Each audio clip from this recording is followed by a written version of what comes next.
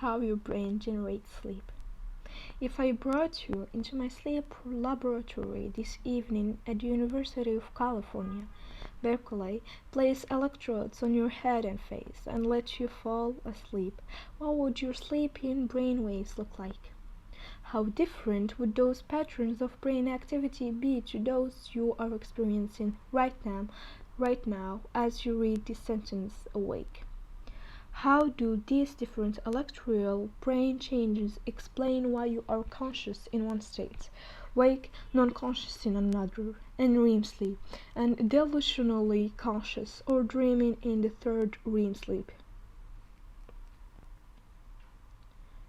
Figure 9. The brain waves of wake and sleep.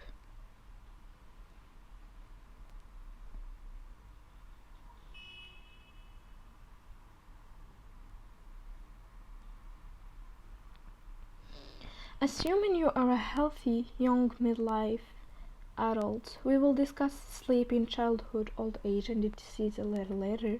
The three wavy lines in figure 9 reflect the different types of electrical activity I would record from your brain. Each line represents 30 seconds of brainwave activity from these three different states. 1. Wakefulness, 2. Deep and REM sleep, and 3. REM sleep. Prior to bed, your waking brain activity is frenetic, meaning that the brain waves are cycling, going up and down, perhaps 30 or 40 seconds per second, similar to a very fast drum beat. This is termed fast frequency brain activity.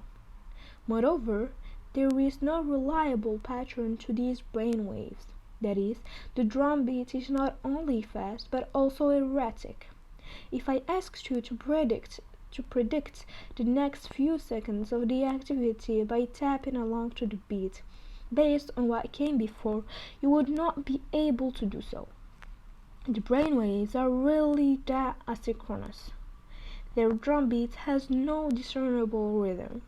Even if I converted the brain waves into sound, which I have done in my laboratory in a sonification of sleep project and is eerie to behold, you would find it impossible to dance to.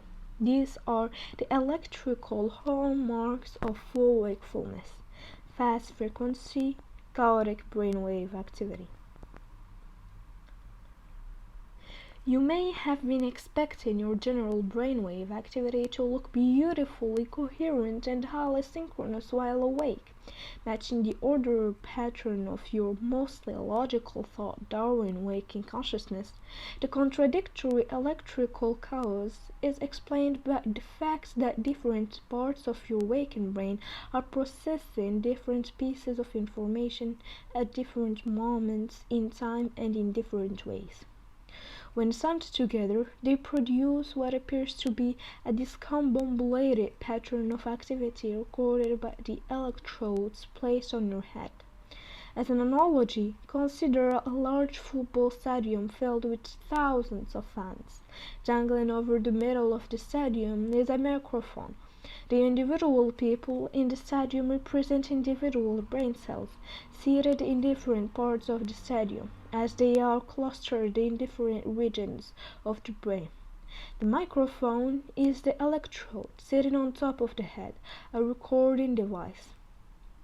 Before the game starts, all of the individuals in the stadium are speaking about different things at different times. They are not having the same conversation in sync. Instead, they are desynchronized in their individual discussions.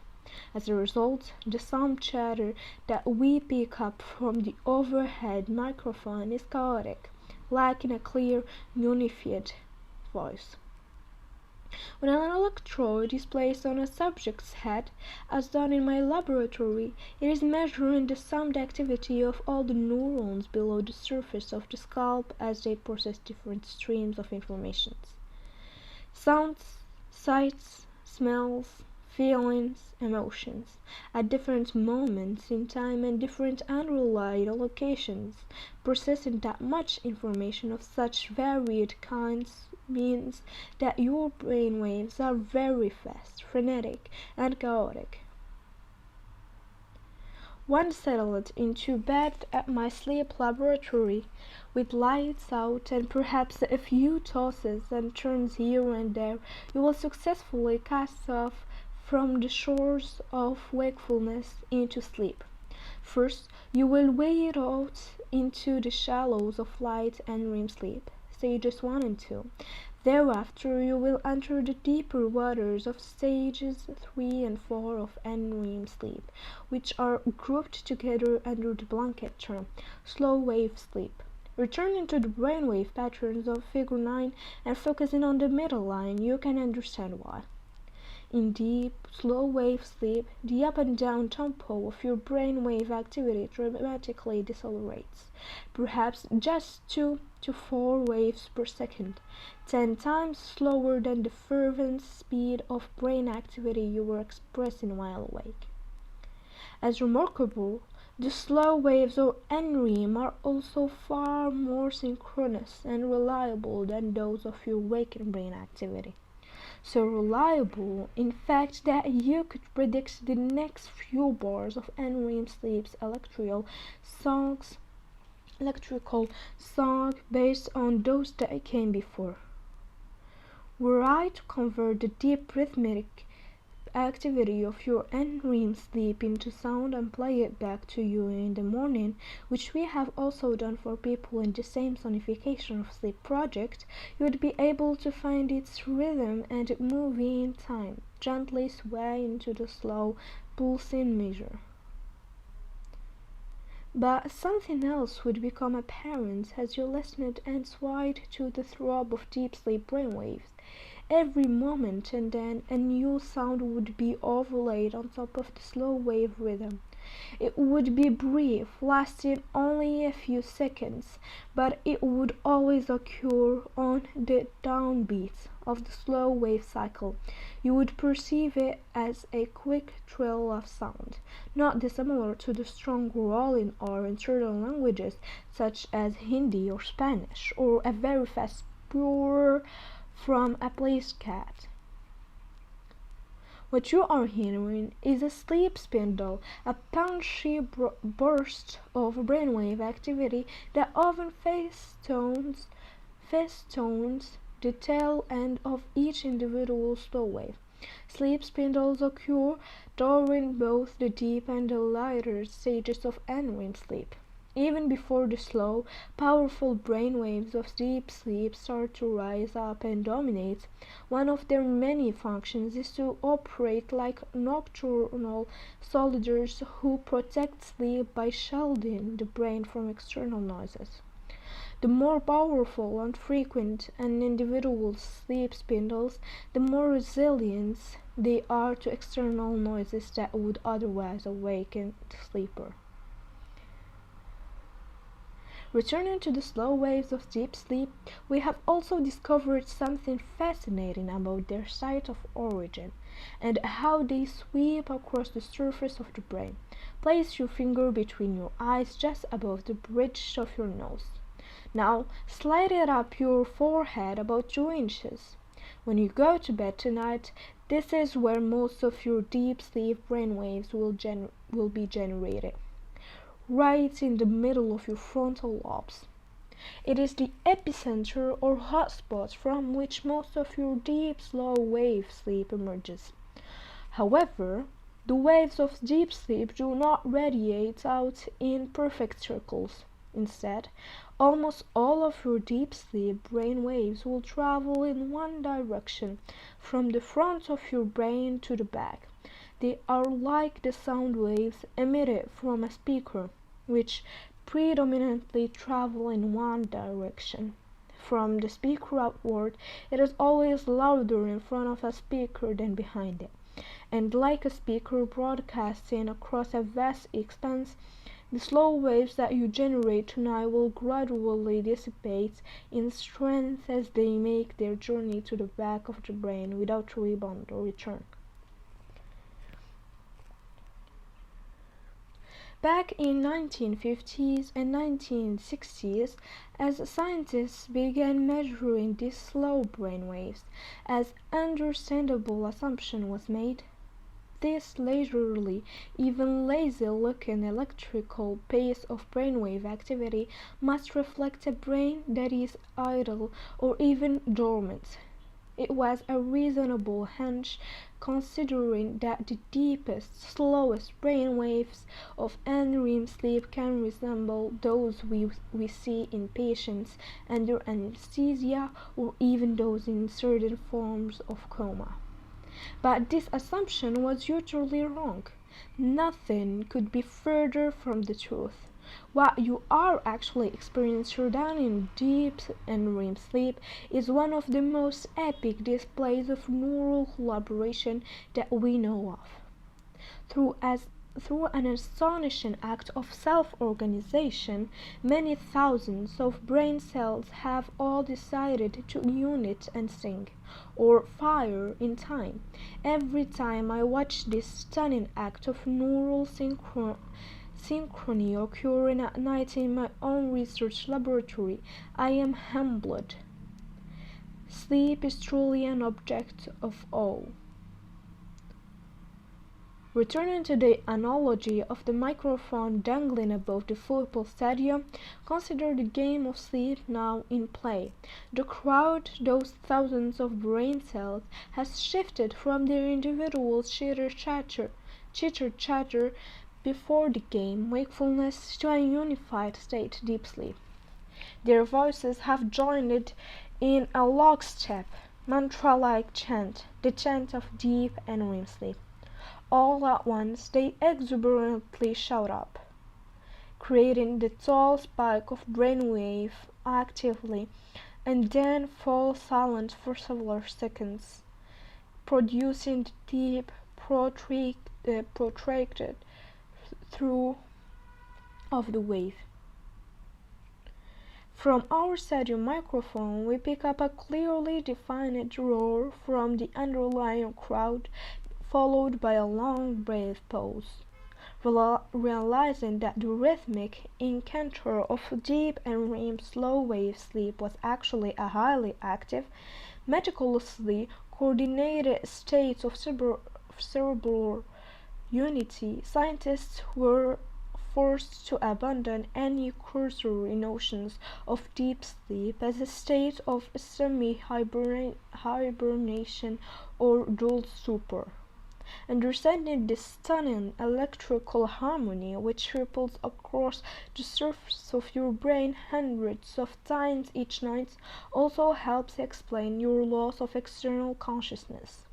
It starts below the surface of the brain, within the thalamus. Recall that as we fall asleep, the thalamus, the sensory gate seated deep in the middle of the brain, blocks the transfer of perceptual signals, sound, sight, touch, etc., up to the top of the brain or the cortex by severing perceptual ties with the outside world. Not only do we lose our sense of consciousness, explaining why we do not dream in deep and REM sleep, nor do we keep explicit track of time, this also allows the cortex to relax into its default mode of functioning.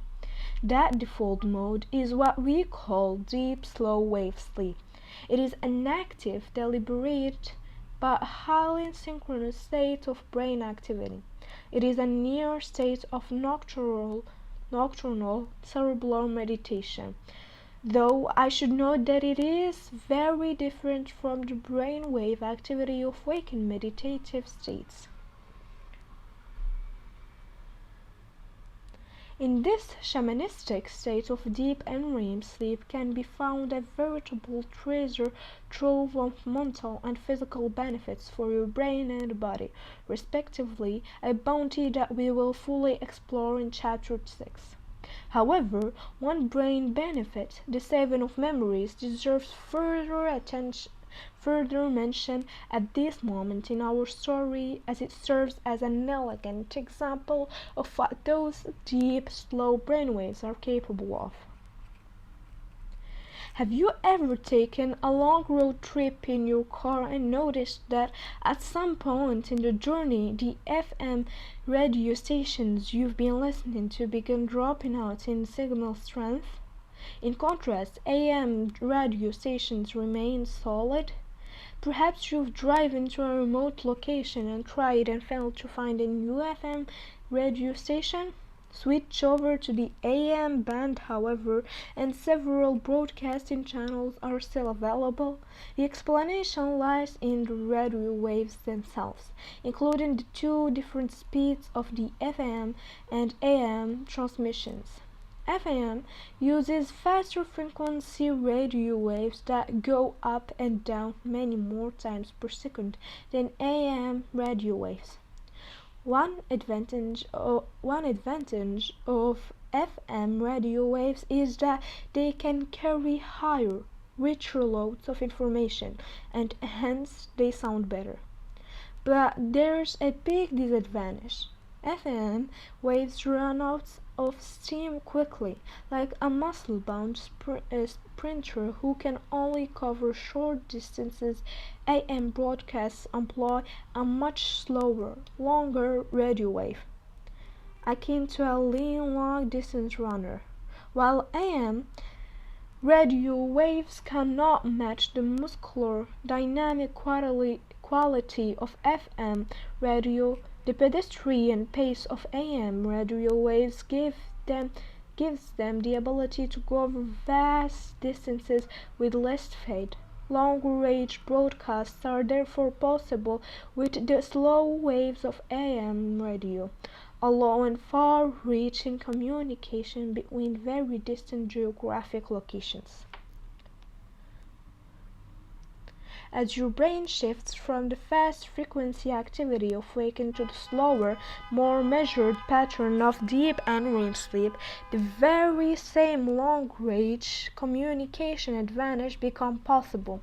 The steady, slow, synchronous waves that sweep across the brain during deep sleep open up communication possibilities between distant regions of the brain, allowing them to collaboratively send and receive their different repositories of stored experience. In this regard, you can think of each individual slow wave of NREM sleep as a courier, able to carry packets of information between different anatomical brain centers. One benefit of this travel in deep sleep brainwaves is a file transfer process. Each night, the long-range brainwaves of deep sleep will move memory packets, recent experiences, from a short-term storage site which is fragile to a more permanent and thus safer long-term storage location. We therefore consider waking brainwave activity as that principally concerned with the reception of the outside sensory world, while the state of deep and REM slow-wave sleep denotes a state of inward reflection, one that fosters information transfer and the distillation of memories. If wakefulness is dominated by reception and NREM sleep by reflection, what then happens during REM sleep, the dreaming state? Returning to figure 9, the last line of electrical brainwave activity is that which I would observe coming from your brain in the sleep lab as you entered into REM sleep.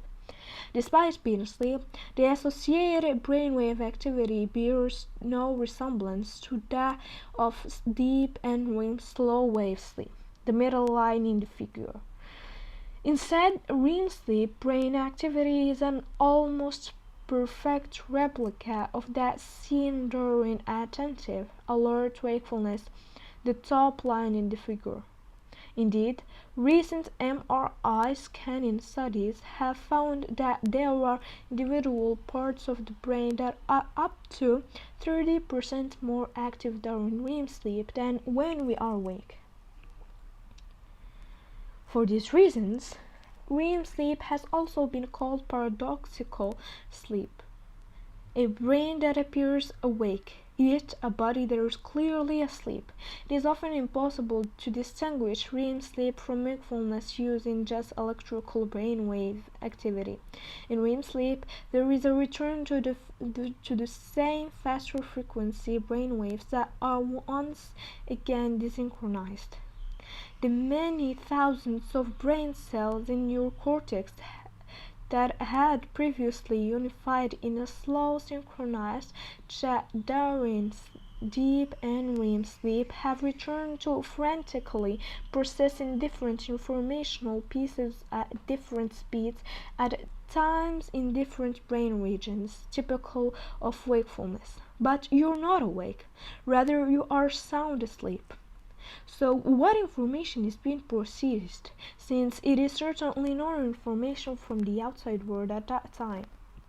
As in the case when you are awake, the sensory gate of the thalamus once again swings open during REM sleep, but the nature of the gate is different. It is not sensations from the outside that are allowed to journey to the cortex during REM sleep, rather signals of emotions, motivations, and memories, past and present, are all played out on the big screens of our visual, auditory, and kinesthetic sensory cortices in the brain. Each and every night, REM sleep ushers you into a preposterous theater wherein you are treated to a bizarre, highly associative carnival of autobiographical themes. When it comes to information processing, think of the wake state principally as reception, experiencing and constantly learning the world around you, and REM sleep as reflection, storing and strengthening those raw ingredients of new facts and skills, and REM sleep as integration, intercoming these raw ingredients with each other, with all past experiences, and in doing so building an ever more accurate model of how the world works, including innovative insight and problem-solving abilities. Since the electrical brainwaves of REM sleep and wake are so similar, how can I tell which of the two you are experiencing as you lie in the bedroom of the sleep laboratory next to the control room? The telltale player in this regard is your body, specifically its muscles. Before putting you to bed in the sleep laboratory, we would have applied electrodes to your body, in addition to those we affix to your head. While awake, even lying in bed and relaxed, there remains a degree of overall tension or tone in your muscles. This steady muscular hum is easily detected by the electrodes listening in on your body. As you pass into NREM sleep, some of that muscle tension disappears, but much remains. Gearing up for the leap into REM sleep, however, an impressive change occurs. Mere seconds before the dreaming phase begins, and for as long as that REM sleep period lasts, you are completely paralyzed. There is no tone in the voluntary muscles of your body, none whatsoever. If I were to quietly come into the room and gently lift up your body without waking you, it would be completely limp, like rag doll. Rest assured that your involuntary muscles, those that control automatic operations such as breathing, continue to operate and maintain life during sleep, but all other muscles become lax. This feature, termed atonia, an absence of tone referring here to the muscles, is instigated by a powerful disabling signal that is transmitted down the full length of your spinal cord from your brainstem. Once put in place, the postural body muscles such as the biceps of your arm and the quadriceps of your legs lose lose all tension and strength. No longer will they respond to commands from your brain. You have in effect become an embodied prisoner incarcerated by REM sleep. Fortunately, after serving the detention sentence of the REM sleep cycle, your body is freed from physical captivity as the REM sleep phase ends. This striking dissociation during the dreaming state, where the brain is highly active but the body is immobilized, allows sleep scientists to easily recognize and therefore separate REM sleep brainwaves from wakeful ones. Why did evolution decide to outlaw muscle activity during REM sleep? Because by eliminating muscle activity, you are prevented from acting out your dream experience.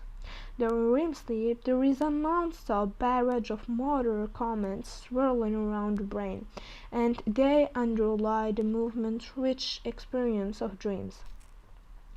Wise, then, of nature to have tailored a physiological straitjacket that forbids this fictional movement from becoming reality, especially considering that you've stopped consciously perceiving your surroundings. You can well imagine the calamitous upshot of falsely enacting a dream fight, or a frantic sprint from an approaching dream foe, while your eyes are closed and you have no comprehension of the world around you. It wouldn't take long before you quickly left the gene pool. The brain paralyzes the body so the mind can dream safely. How do we know these movement comments are actually occurring while someone dreams? Beyond the individual simply waking up and telling you they were having a running dream or a fighting dream, the sad answer is that this paralysis mechanism can fail in some people, particularly later in life. Consequently, they convert these dream-related motor impulses into real-world physical actions, as we shall read about in Chapter 11. The repercussions can be tragic. Finally, and not to be left out of the descriptive REM sleep picture, is the very reason for its name. Corresponding rapid eye movements. Your eyes remain still in their sockets during deep and REM sleep. Yet, electrodes that we place above and below your eyes tell a very different ocular story when you begin to dream. The very same story that Kleitman and Acerniski unearthed in 1952 when observing infant sleep. During REM sleep, there are phases when your eyeballs will jack with urgency left to right, and so on. At first, scientists assumed that these rat-a-tat-tat eye movements corresponded to the tracking of visual experience in dreams. This is not true. Instead, the eye movements are intimately linked with the physiological creation of REM sleep, and reflects something even more extraordinary than the passive apprehension of moving objects within dream space. This phenomenon is chronicled in detail in Chapter 9. Are we the only creators that experience these varied stages of sleep? Do any other animals have REM sleep? Do they dream? Let us find out.